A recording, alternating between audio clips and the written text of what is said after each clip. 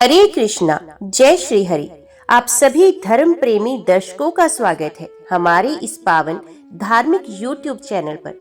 आज हम आपके लिए लेकर आए हैं भाद्रपद मास की संतान सप्तमी व्रत की विधि, शुभ मुहूर्त, महत्व और पौराणिक कथा।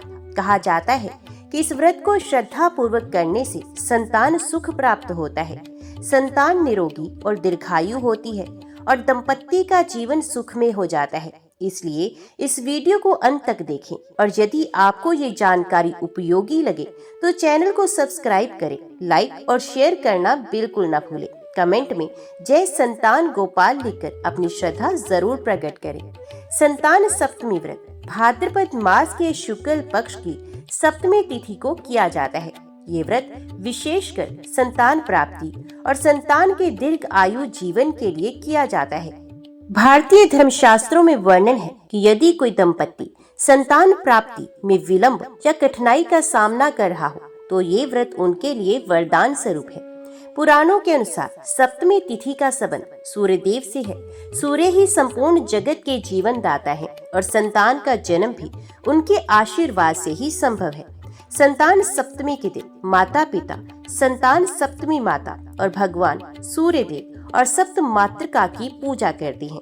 यह व्रत केवल संतान प्राप्ति के लिए ही नहीं बल्कि पहले से जन्मे बच्चों की रक्षा और दीर्घायु के लिए भी किया जाता है। ग्रामीण समाज में महिलाएं इस दिन उपवास रखकर बच्चों की लंबी उम्र की कामना करती हैं।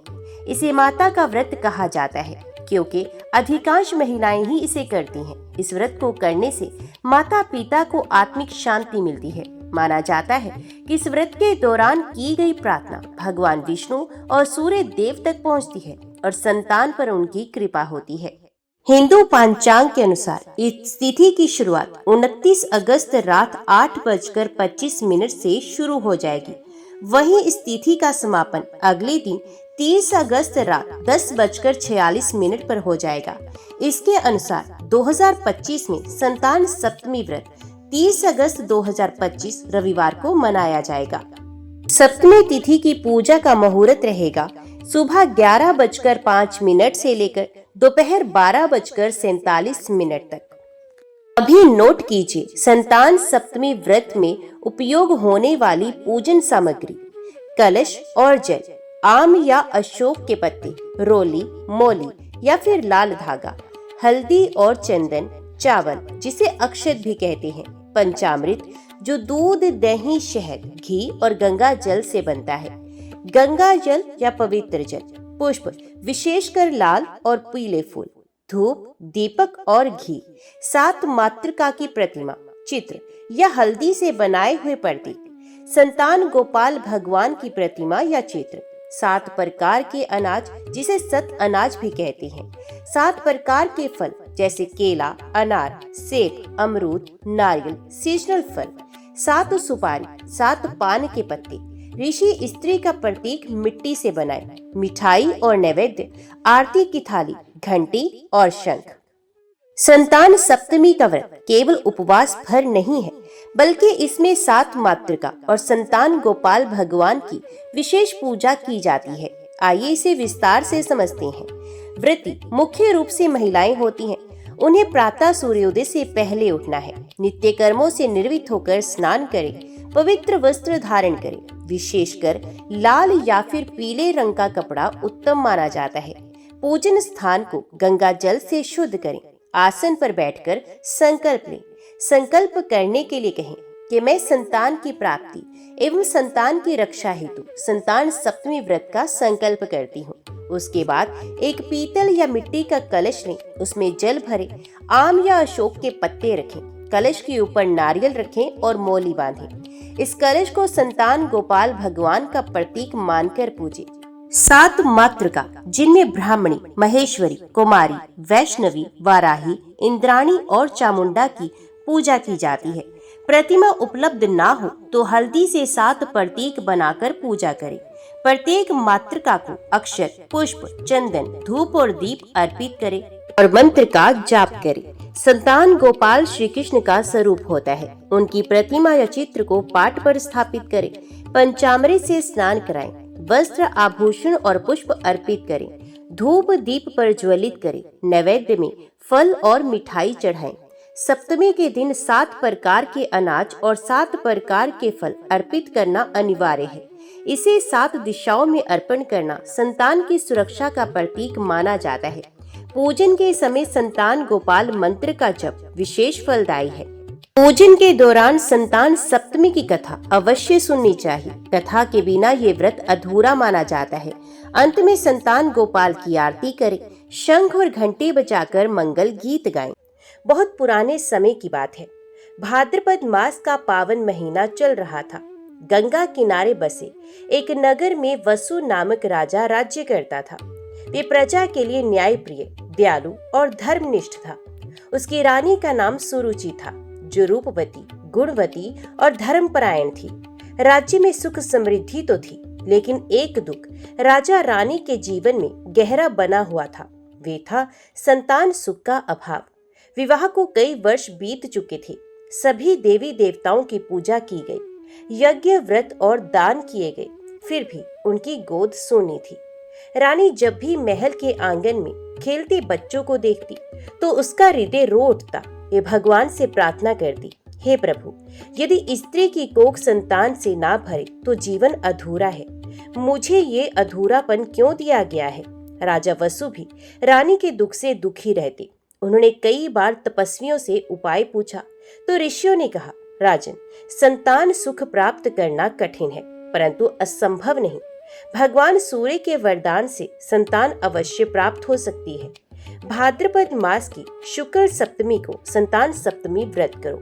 इस व्रत की महिमा से संतानहीन दंपत्ति भी पुत्र पुत्री से संपन्न हो जाते हैं। ऋषियों के वचनों से प्रभावित होकर रानी सुरुचि ने संकल्प लिया। उन्होंने निश्चय किया कि इस वर्ष वे अवश्य संतान सप्तमी व्रत करेंगी।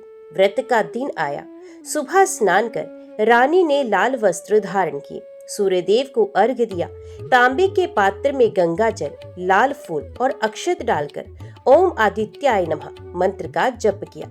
फिर महल में सप्त दीप प्रज्वलित किए गए। रानी ने 7 प्रकार के अनाज और 7 प्रकार के फल चढ़ाए। सप्तमी माता की पूजा कर संतान प्राप्ति की प्रार्थना की। पूजन के बाद रानी ने ये कथा सुनी, जिसे आज हम सब सुनने जा रहे हैं। बहुत समय पहले विदर्भ देश में राजा रतन सेन का शासन था। उनकी रानी का नाम मालिनी था। दोनों एक दूसरे से अत्यंत प्रेम करते थे, धार्मिक आचरण करते थे, दान पुण्य में रत रहते थे, लेकिन उन्हें भी संतान सुख नहीं था। रानी दिन रात दुखी रहती। महल की दासियां जब अपने बच्चों को लेकर आती तो रानी की आंखों से आंसू बह निकलते। राजा ने अनेक यज्ञ किए, सभी देवी देवताओं की पूजा की, परंतु भाग्य अब तक मौन था। एक दिन ऋषि कश्यप जी उस राज्य में आए। राजा रानी ने उन्हें सादर आमंत्रित किया और अपने कष्ट बताए। ऋषि ने गहरी आंखों से राजा रानी की ओर देखा और बोला, हे राजन, संतान प्राप्ति का एकमात्र उपाय है भाद्रपद शुक्ल सप्तमी का व्रत। सूर्य देव और सप्तमी माता के पूजन से ही तुम्हारी गोद भरेगी। राजा रानी ने उसी क्षण व्रत करने का संकल्प लिया। व्रत के दिन रानी ने स्नान कर स्वच्छ वस्त्र धारण किए, सूर्य देव को अर्घ्य दिया, 7 दीप जलाए, 7 प्रकार के फल चढ़ाए और कथा सुनी। व्रत पूर्ण होते ही आकाशवाणी हुई, हे राजन, हे रानी, तुम्हारी तपस्या सफल हुई। तुम्हारे घर पुत्र रतन का जन्म होगा। ये संतान सूर्य के तेज से युक्त होगी और तुम्हारे वंश का नाम बढ़ाएगी। कुछ समय के बाद रानी ने एक सुंदर पुत्र को जन्म दिया। पूरे राज्य में हर्ष की लहर दौड़ गई। राजा रानी ने व्रत की महिमा का बखान करते हुए इसे प्रजा में फैलाया। तभी से संतान सप्तमी व्रत की परंपरा चल पड़ी। संतान सप्तमी व्रत का महत्व इतना अधिक है कि कहा गया है कि संतानहीन को संतान, रोगी को स्वास्थ्य, निर्धन को धन और दुखी को सुख देने वाला ये व्रत है।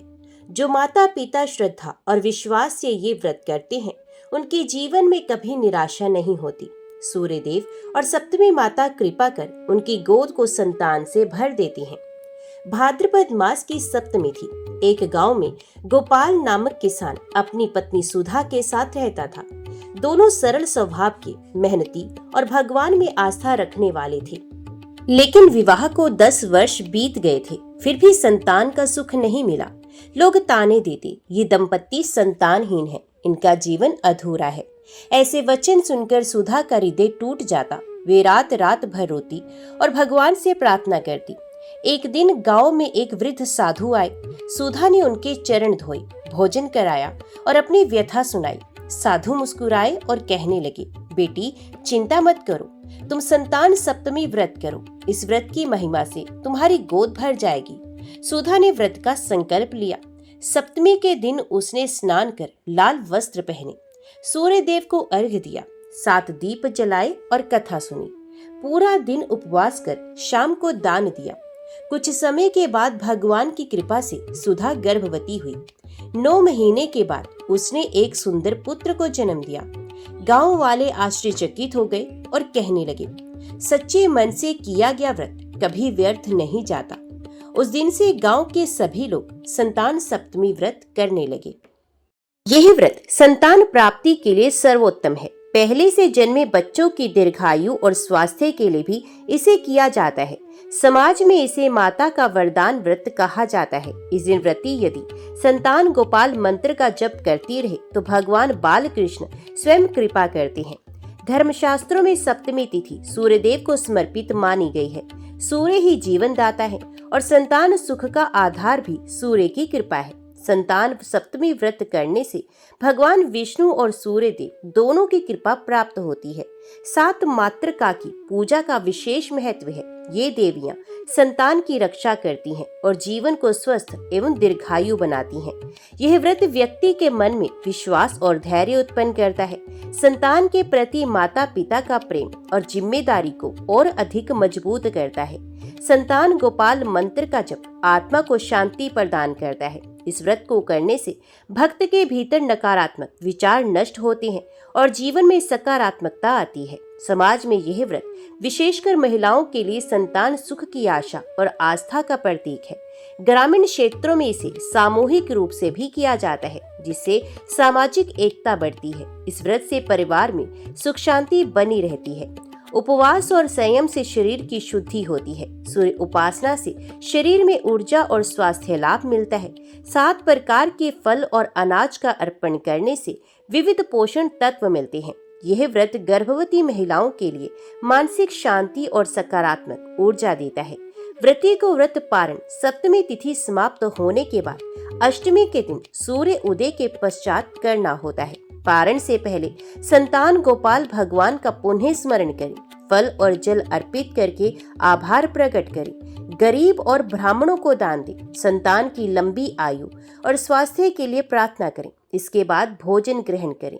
व्रत के दिन 7 मातृका और संतान गोपाल की पूजा अवश्य करें, कथा सुने या फिर पढ़ें, अन्यथा व्रत अधूरा माना जाएगा। किसी भी प्रकार का झूठ, क्रोध, अपशब्द से बचें। संतान की भलाई के लिए संकल्प लेकर पूरे मन से व्रत करें। निसंतान दंपत्ति को संतान प्राप्त होती है। इस व्रत से बालक स्वस्थ, दीर्घायु और विद्वान बनता है। परिवार में सुख शांति बनी रहती है। माता पिता के जीवन में संतोष और आनंद आता है। भाइयों और बहनों, आज हमने जाना संतान सप्तमी व्रत का महत्व, शुभ मुहूर्त, पूजा विधि और कथा के बारे में। धर्म ग्रंथों में इस व्रत की बड़ी महिमा बताई गई है। यदि कोई दंपत्ति संतान प्राप्ति की इच्छा रखता है या अपने बच्चों की लंबी उम्र की कामना करता है तो यह व्रत उनके लिए अवश्य करना चाहिए। आशा है ये जानकारी आपके लिए उपयोगी रही होगी। यदि आपको ये वीडियो अच्छा लगे तो इसे लाइक और शेयर जरूर करें और हमारे चैनल को सब्सक्राइब करना ना भूलें। कमेंट बॉक्स में जय संतान गोपाल लिखकर अपनी श्रद्धा जरूर प्रकट करें। भगवान संतान गोपाल आप सभी पर अपनी कृपा बनाए रखें और आपके घर आंगन को संतति सुख से भर दें। जय श्री कृष्णा, जय श्री राधे कृष्णा।